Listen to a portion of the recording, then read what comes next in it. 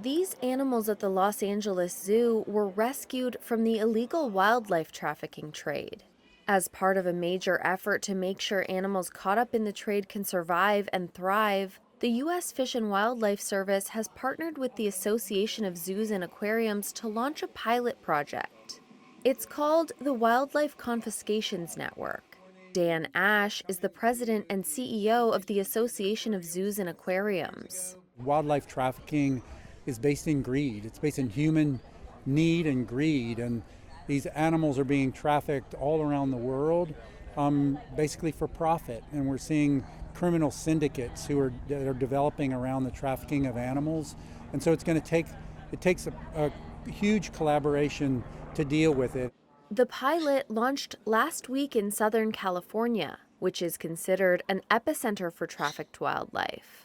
The goal of the program is to create a group of trusted care facilities that can provide immediate care and housing for animals trafficked through the U.S., according to the Association of Zoos and Aquariums.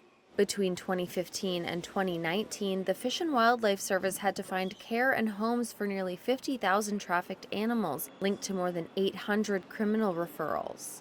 Speed is of the essence when live animals are refused clearance at ports.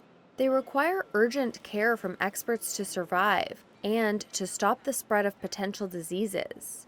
Dr. Jake Owens is the Los Angeles Zoo Director of Conservation. Well, a lot of these animals that are coming over that we're confiscating from individuals are in much worse conditions. You know, they're in luggage, suitcase, that they're maybe wrapped up in cellophane or in little tubes like toilet paper rolls.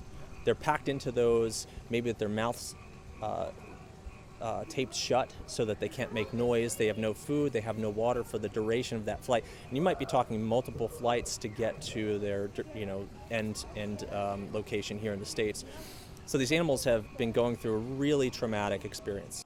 Most confiscated animals will remain at zoos or aquariums, but some could be released back into the wild, depending on their condition. But we have to make sure the threats that exist in the wild, so the traffickers, the people who are taking them from the wild in the first place, aren't just going to take that animal again.